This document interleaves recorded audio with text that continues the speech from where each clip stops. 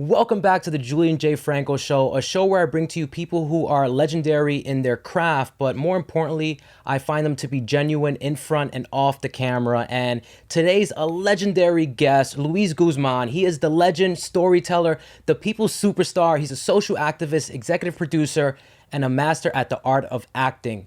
And it's funny, he went from doing, street theater as a hobby, and then now he's in top blockbuster films like Carlito's Way, Traffic, Boogie Nights, Punch Drunk Love, The Bone Collector, The Count of Monte Cristo, We Are the Millers, Pluto Nash, Puerto Ricans in Paris, and he's also in shows like Miami Vice, Oz, Narcos, Shameless, and Code Black. And he's even on one of my favorite games in the whole entire world, Grand Theft Auto Vice City. So I'm just so happy to have him here with me today. But before we even start, I want to read him 3 comments that, as I'm researching for this interview, that I just kept seeing come up. And these are it. Number 1 is Louis Guzman. What a talented and down-to-earth actor. The next comment. This dude is old school and speaks in pretty plain terms, but he definitely gets what's going on in this world. And then the last one I'm going to read is, dude's acting skills will always overshadow any kind of racial politics. He just got this way of bringing an intensity to film that is more honest than anything I have ever seen. Greatest effing actor ever. And these are comments from the web about you. How does that make you feel when you hear stuff like that? Well, it certainly humbles me. Um, it makes me feel good. It's beautiful to have that acknowledgement. Um, and I feel that the people that have said that to me are, people that I love, that I respect, that I admire, that make me happy because I know I make them happy. I love that. And I know that you are all about service. So before we even get into the acting and things of that nature, I just want to talk about, you as a social activist, right? You working as a social worker for kids from 17 to 21. And one thing that I heard you say, which I really loved, is your approach was, look, I'm just teaching them how to help themselves. And Right. with that, I just found that to be so beautiful. So I was just so curious how you got into that, number one. And number two, City College of New York. I went there for a few semesters to study acting, and your name is all over there. So what's your connection with that school? Well, I did attend City College. Mm-hmm. I think I attended City College for a year and a half. Um, and it was interesting because when I was at City College is when they started building the dorms up there. And there were riots. I don't know if you heard about the riots that happened. Well, what was going on back then, I believe this was 1975. And they were building these dorms, and there was an uprising in the community because all the construction workers were coming from Long Island, Pennsylvania, and they weren't hiring people from the community, you know? So, the community was up in arms, and and all the students, and we got into hand-to-hand combat with these construction workers. And let me tell you something.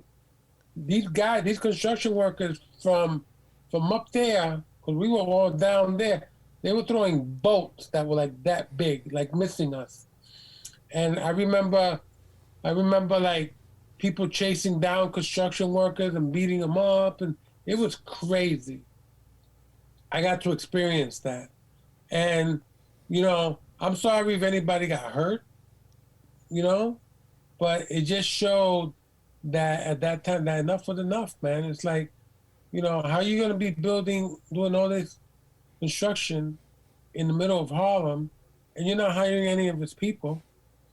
And that money that these people make, they're spending it in Long Island and Pennsylvania and upstate, wherever they come from. So it's not improving the quality of life for people. So I got to experience that. And it was pretty much after that I just kind of decided, you know what? Um, I'm a rebel. I'm a rebel. And I'm going to go serve my community of the Lower East Side. And that's what I did. That's what I did. And I joined a group. I was part of a group at that time called Charas, and we were doing like a lot of cultural, community, housing development with a whole bunch of other little groups. We had like a consortium, and this is like in the mid 70s when it looked like a bomb hit our neighborhood, like what the South Bronx was, what Williamsburg was, what Bed-Stuy was, you know, and I was like really proud of that. I got to meet people like Cesar Chavez as a teenager. Sit next to him during an organizing meeting. Um, I hung out with all the poets, Miguel Piñero, you know, este, Papoleto, Miguel Algarín, Bimbo Rivas, Jorge Brandon, T.C. Garcia, Martita Morales, Eddie Conde Perez, um, so many, I did mention Miguel Piñero, and those were all my influences, you know what I mean? I love And that. yeah, and we had like the Lower East Side of the band, you know, we had great musicians around us, we had poets, we had playwrights, we had community activists, and as a teenager, like a 19, 20-year old, and you're like being influenced by all these beautiful energies and stuff like that. You know what? I had the best life, and it was a struggle. It was a struggle, man. It was a struggle. It was a struggle to eat sometimes, chipping in, you know. Um, it was a struggle just being able to pay the rent, especially when you're living with like 8 people, and we're all just trying to make ends meet. And like I said, the bigger picture was really just trying to save the neighborhood because we were like inundated with heroin and cocaine and addicts, you know, and we're trying to fight through all that, you know, and show people there's a better way, there's a better way. And I was always really proud of that, and I continue to be proud of that. And just to bring it up to today, it saddens me now when I walk around the Lower East Side and what they have done to it, what those city developers have done to it, what the politicians have done to it. You know, um, the neighborhood is like gentrified. Now they're talking about building luxury high rises in the middle of the projects in like the parking lots. And it's like New York used to be a melting pot of working class people, of good people, and now there's so much disorder, so much of the priorities are wrong, are wrong. You got all these kids committing all these crimes now, but the bigger picture is all these politicians, all these policymakers don't understand it's not about more jails, you know? Listen, man, when I was a kid growing up, there were after school programs. And you went to the after school program and you got a snack and you played a little bit of basketball and you did your homework and you hung out with your boys. And after that, you go home. By the time you get home, it's dinner time. So you really don't have no time to get in trouble unless you wanted to, you know? And they've eliminated all that stuff. There used to be the boys club, there used to be the girls club, there used to be BBR, there used to be all these great places. Somebody just told me they closed down Pit Pool, the only fucking swimming pool on the Lower East Side. Okay? That's gentrification. That's like another level of it. And it hurts me. And it hurts me because, you think that this mayor that we had is all about the people and all about the community. That didn't happen. You know what I mean? It seemed, um, when David Dinkins got elected president, he made all these promises to our community, and nada, nothing. You know, um, um, when Giuliani came into office, he was part of accelerating the gentrification. You know, um, but I do put some blame on those politicians, man, because they lied to us. And now you have three generations of families living in one apartment because people want to, the young people want to move out, and it's like, yo, it's $1,700, $1,800 for a studio apartment, you know. And listen, when I got my first apartment, I was 22 years old on the Lower East Side. I got me a studio apartment in a community co-op. My rent was $175 a month. Okay, my rent was $175 back in 19 I'll say like 1982, 83, 84, around there, you know?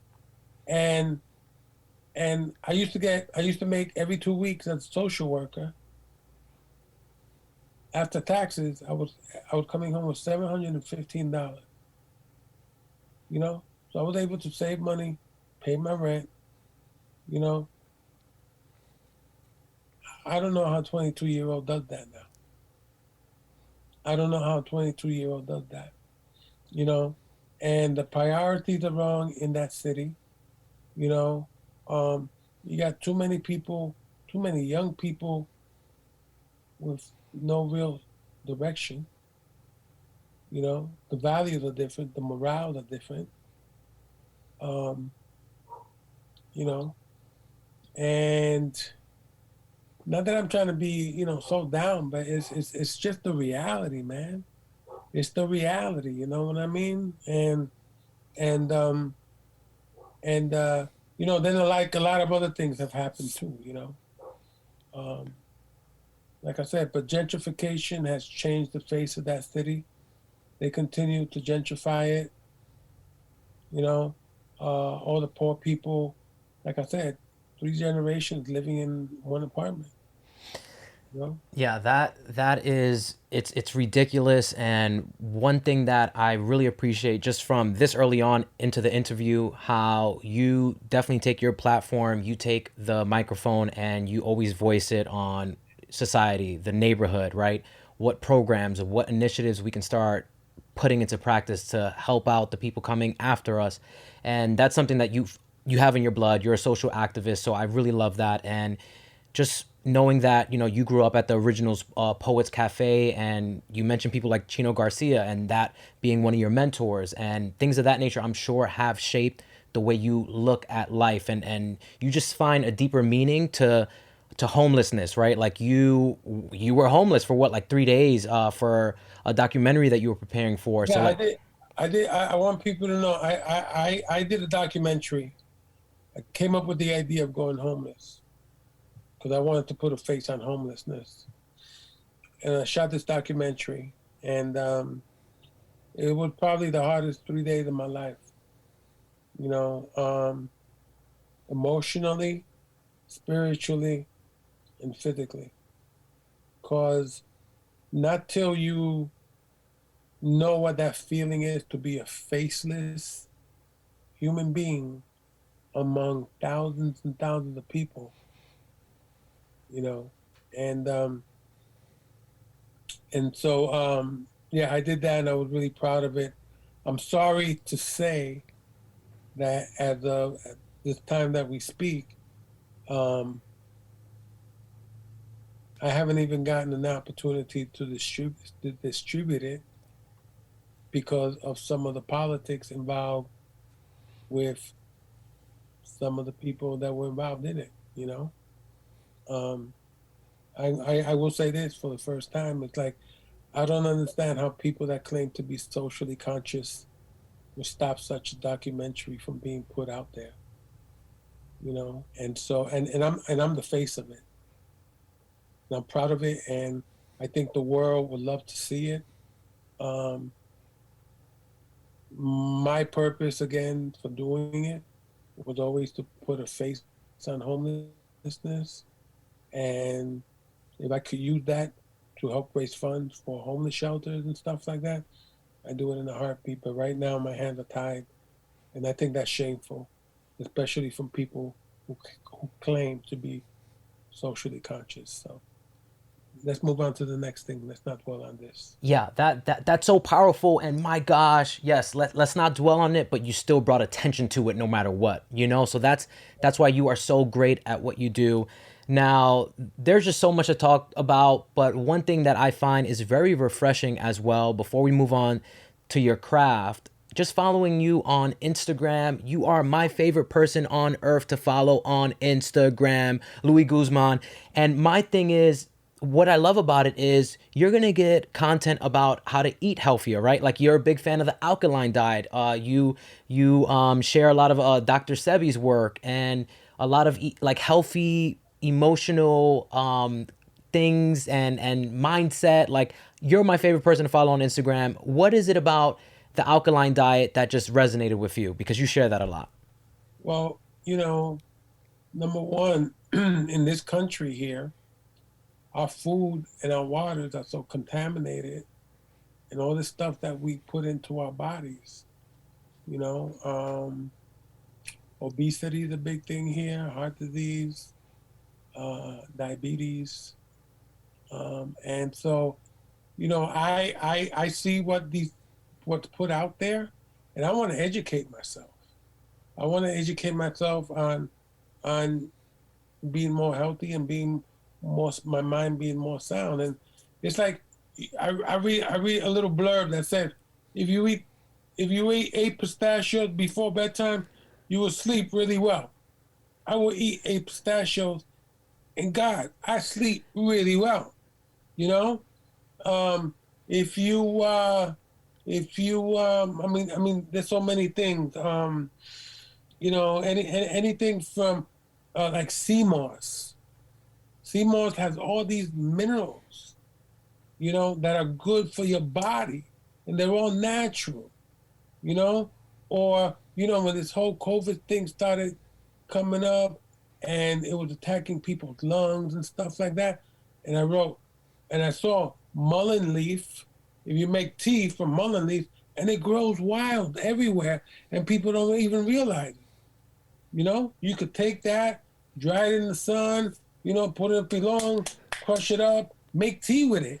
You know, like let me tell you, Mother Nature has put so many remedies out there. You know, and another reason why I put these things out because, oh my God, this society that we live in here is so pharmaceutically medicated, so pharmaceutically medicated, and it's terrible. It is not healthy. It creates a dependency, you know, and it's not about a cure. It's about just keeping you here. Take 20 milligrams for 6 months. Oh, okay, 20. All right, we're going to bring you down to 15 for six. And next thing you know, we are addicted to all these pharmaceutical drugs that are not remedies to our health. Now, granted, some of them might be a temporary remedy, but my God, I go to people's houses, families, friends, and I see like, oh shit, that's like a drugstore over there. You know? Yeah, yeah. I take medication for sleeping, for waking up, for my depression, for my um, for my cholesterol. You know, for my blood sugar. You know, and so I see all these things, and I just like making people aware of it's important that we educate ourselves to be healthy. Something as simple, something as simple as drinking as much water as you can. Because let me tell you something. couple of years ago, I lost a couple of friends to strokes. And what happens to your body is if you don't have enough water in your body, your blood kind of gets a little thick. And water is the best thing you could put into your body. You know, I had a family member gets up in the morning, first thing he does, drink coffee. And I'm like, dude, I used to do that, but I changed. So how you change? The first thing I do, there's a cup of water. I put in my room before I go to bed. What a show off.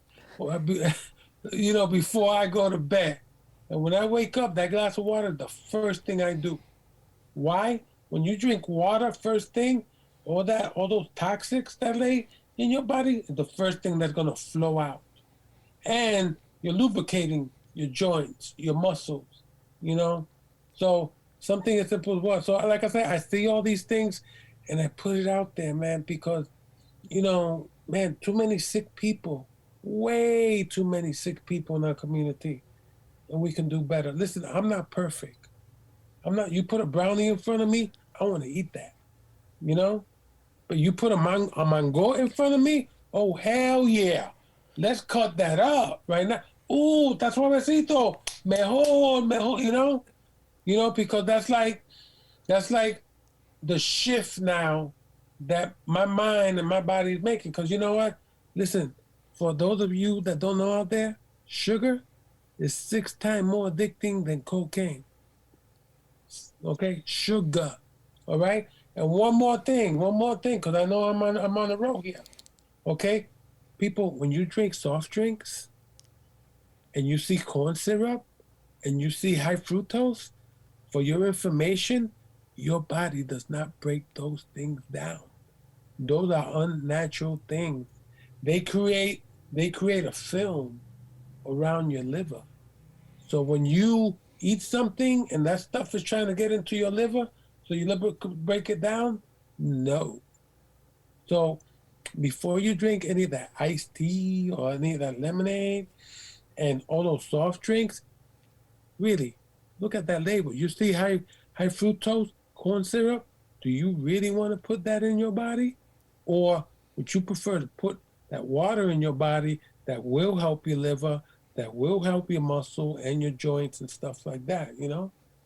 I'm not trying to say don't have Cuba Libre and stuff like that, but we got to be a little more mentally health conscious because, too many people are dying, and it's not just from COVID, okay? Not just from COVID.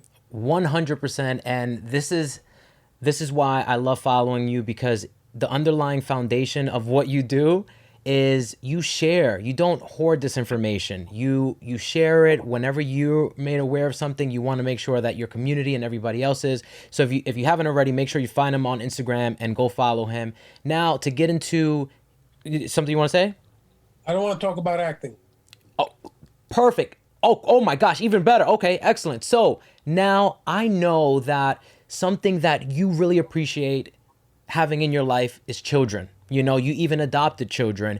And one thing that I was always so curious about, if I can just pick one, Semi, you're working with him on a production, company, which is incredible. How much more of a way can you show somebody you support them than put your name on a company, on a business together with that individual? And he's so artistic. I see his painting, I see his drawings, I see his cooking.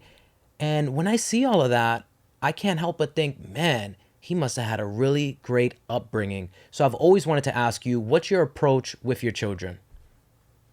I'm going to be honest with you. I did the best I could. My kids had a really tough upbringing.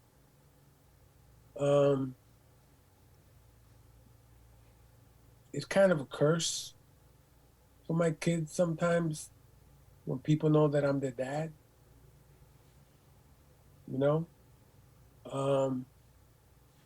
I've had to learn how to maneuver myself and them through that, because look, the fact that I'm having this conversation with you, this moment, I've earned it. Nobody gave it to me. Nobody gave it. Everything that I've done in my life, I've earned. You know, and I work in a business that I look at stuff and I look at other people and how easy it is for them to maneuver their kids through it. You know, because there's a double standard, and so I don't apply to that, and neither does my family. You know, so everything that we're doing is because we're earning it. You know, listen, man, I'm glad that I had the opportunity to travel with my kids. You know, to show them the world, to show them museums, to take them on nature walks. You know, it wasn't it wasn't always about the life of Luis Guzman, the movie star. You know, fuck that, as far as I'm concerned. Listen, I love my career. I love everything that I've done. I love all my roles that I play. I love how I affected people. But the biggest side of me is my human side. You know, when I step off that, you know, and I'm proud. I'm proud of every single director, production, producer, actor, makeup artist, you know, costume designer, extra, craft servant, every single person that has crossed my path that I've gotten an opportunity to work with. I'm grateful for the rest of my life every day because that's what makes me humble. You see, and so and so um, my thing with my family, with my kids, was you know being the best provider. Um, I was missing in action at times. They let me know about that. You know, um, they've made many good cries about that because it affected them and it affected me. You know, and I have to acknowledge that as a man, as a father. You know, um, it was some ups, it was some downs, but like I said, I'm proud of my kids. Um, they're out there in the world. They're trying to do what they need to do for themselves. You know, uh, some of them ask me for my advice still, and I'll give it to them. And but like I said, for me, the best job I ever had, and I wish I did a better job. But as a man, I could admit this. I just wish I could have been a better father, and I could have been there more because they needed me and they let me know. You know, but at the same time, they love me. They're proud of me. You know, and they want me to continue to strive and stuff like that. You know, but I'm also learning that at this age, and my kids are now in their mid-20s, I'm still making up for lost time with them, and that's okay. Because, like I said, as a man, I acknowledge that, and I acknowledge their pain. You know, I acknowledge their love. And I'm very proud of them. If I had to do it again, I would have looked deeper into their souls. That's what I would have done. What does that mean? Sometimes, you just because sometimes when in this world of entertainment and acting, sometimes you just get caught up and you're on the go, and you give your kid a hug and blah blah blah, but you miss out on really looking deep into their eyes, you know. And I missed out on that chance at times, So like I said, I'm making up for it. I love that, and you will forever be making up for it. And I know you're a great individual at heart. So that's the beautiful thing about you. I can only imagine what your kids are experiencing. And now I have to ask you this because you claim to be a very great cook. So I'm curious if you had people over and you wanted to impress them, What are you going to be making in your kitchen? If I wanted to impress people and I'd be making something in my kitchen, I just go to my pollo fricassé with some white rice, some beans, ensalada de aguacate. But if I really wanted to impress them, I have them in the kitchen with me, cooking. Okay? And I've done that. And it's beautiful. And it's, people like are blown away. It's like, because some of my friends don't know how to cook. And just even just peeling a potato. And then they say, okay, Papa, now I need you to cut it up like this. Boom. And they're like, oh, wow.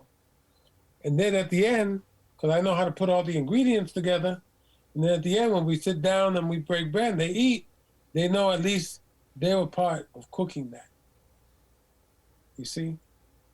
That's what I love to do. That's what I love to do. A community. I love people to be in the kitchen with me, you know?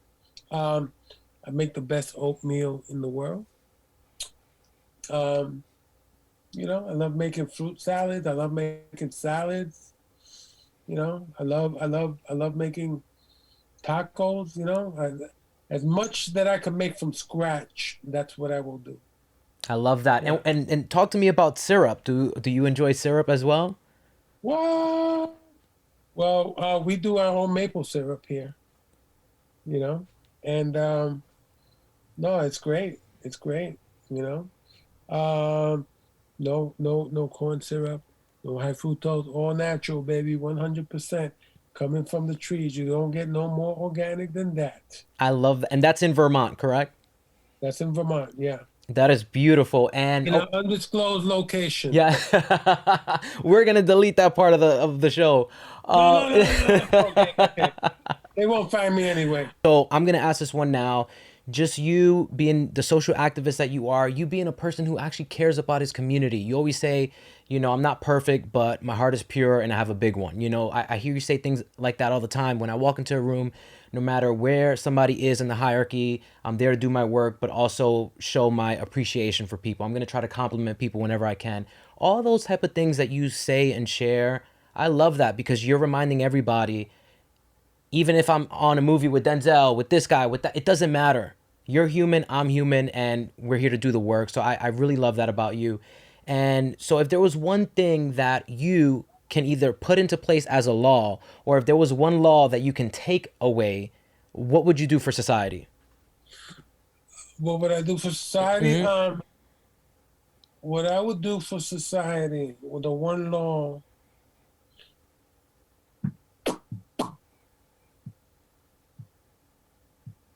I would end division.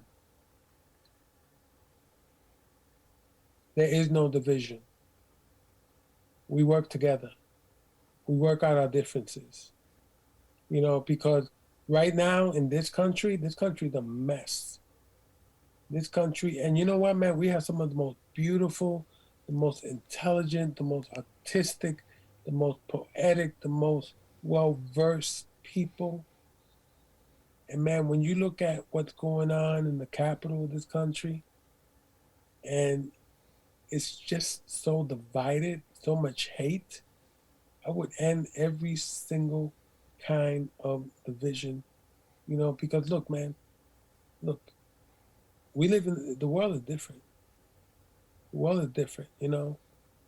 We wake up every morning and there's going to be Latinos, there's going to be white people, there's going to be Asian, there's going to be black people, there's going to be people from Europe that live here, Native Americans, South American. The United States is the country of melting pot.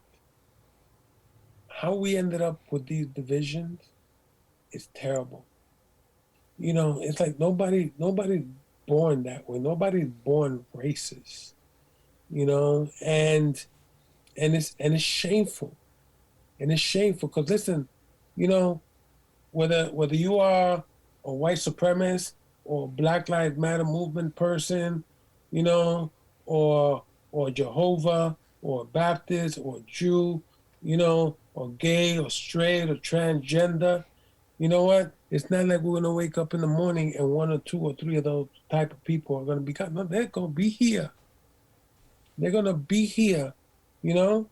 And if you got issues with people like that, and you have a heart attack or you stroke, or you in a bad car crash and they take you to the hospital and you're close to death, you're not gonna say, wait. What's your religion? Are you gay or straight? No, save my life. I want to go home to my family. You know, man, we got our priorities wrong here. You know, to you know, and so these divisions have to be eliminated. You know, we need to work things out as a people. Listen, there's black people that get married to white people. There's white people that get married to Latinos. There's Latinos that get married to Asians. There's somebody straight that got married to somebody gay, or somebody gay married somebody straight. You know, it's okay. It's okay. You know, you know, and like even within religion, there's division. But hold it. How can there be division among religions when they all preach the gospel and the wisdom and the good word? You know, how is that? Please. You know, you know what, man? I saw this I saw this video of that machine that's on Mars. And it was a video and it showed the night sky. And I was like, oh my God. It's like, we think that the night sky here is something. When I saw the night sky from Mars, a zillion planets like I've never seen before. And there has to be, of those gazillion, because it's infinity, there has to be one or two of those planets that everybody is like, yo, we live together, we have a beef, we talk it out. It's not about killing each other. You know, you do something wrong, own up to it, apologize, let's make it right, let's move on. You know? We got our priorities wrong here, people. And we are damn good people, you know? And if you believe in the people that are creating this type of division, you got your priorities wrong. You got to straighten your shit out, you know? Listen, and I will tell you this, not that anybody, I'm not perfect. I'll never be perfect, but I'm always willing to listen. I'm always willing to learn, you know? And if that means I got to pick up a Bible or Quran, which I have, and I go through them because I want to learn, you know, that's okay. You know, if you're eating chocolate ice cream and I'm eating vanilla ice cream and I want to go like that, it tastes the same, people. It tastes the same. You know, like I said, you know what? I never expected in 2021 this would be the United States of America. You know, I never expected this. You know, and we have gone backwards. You know, and I just want to say this. I want to say this. You know, especially when it comes to our Black and brown community. You know, we need to start afflicting each other with the type of violence that exists within our own communities. You know, because yeah, we know there's bad cops out there, and we know the pain that they're causing in our own community, but we also need to look at ourselves in our own community and see some of the pain that we are inflicting upon ourselves. You know, the stuff our kids are growing up with. You know, that our 17, 16-year-old kid could die because he is mistaken identity, and all these kids run into a store and they butcher him to death, like that young man in the Bronx a couple years ago. His last name happened to be Guzman too. You know, what kind of that's animals, man. You know, those kids don't deserve that. That young man and the family, you know, and more recently, and I will say this, and because I want to be a voice, is what's happening right now in Puerto Rico with all this violence against women. Come on, golly, man, Puerto Rico, the state, I mean the country, excuse me, not the state, the country of Puerto Rico had to declare a state of emergency. But you know what? It's not only Puerto Rico, Mexico, Jamaica, Trinidad, Colombia, you know, humanity, you need to get a hold of yourself. You need to do better for yourselves. And we need to do better for our community. We need to do way better for our women. You know, they have our kids, man. You know, these are our sisters, our daughters, our mothers, our aunts, our grandmothers, our tias, our godmothers, you know, our friends, you know. But I'm just one voice, and I'm going to continue to use it. And I encourage people to please use your voice, man. Don't just put up a thing, you know, put up a video, express yourself. It's okay. That's why social media is there, you know. Not just put like ni una más, which is undeniably a great statement. But it would be stronger if I could see your face and hear the words that come out of your mouth. Please do it. So, you know.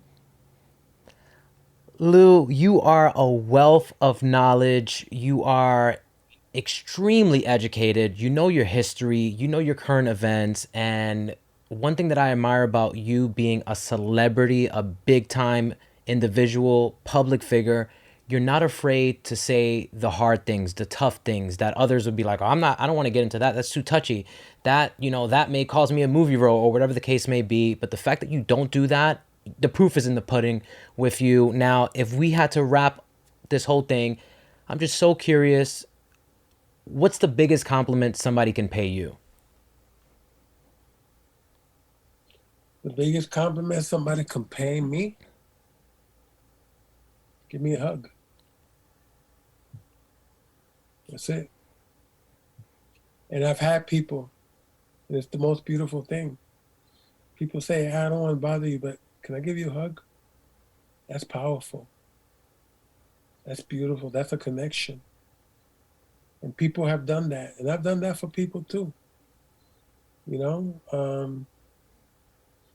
And I will tell this to every single person out there. The most important gift that you can have is humbleness. Humble yourself. You know? And be kind to yourself. And then you could be kind to others. Luis Guzman, you are one of the greatest movie stars out there. And whenever it comes to somebody who's not humble, what do we think? We think movie stars, right? When you're a movie star, you're the most cocky, the most, you know, assertive. You think the world revolves around you. And the fact that you're in that industry, that you're considered to be one of those guys, you brush shoulders with all those guys, and you still do what you do, right? This isn't just an act. You live what you preach, and I really love that about you. And in closing, this is the exact quote from him. I'm not perfect, but my heart is big and pure. And we 100% see that in everything you do. Thank you so much for being on the show today. Appreciate it. Thank you, Papi. God bless you. And you keep doing your thing, my brother. Keep doing your thing. Keep growing. Keep putting the beautiful word out there. And I'll keep doing my thing, and we'll be in touch, my brother.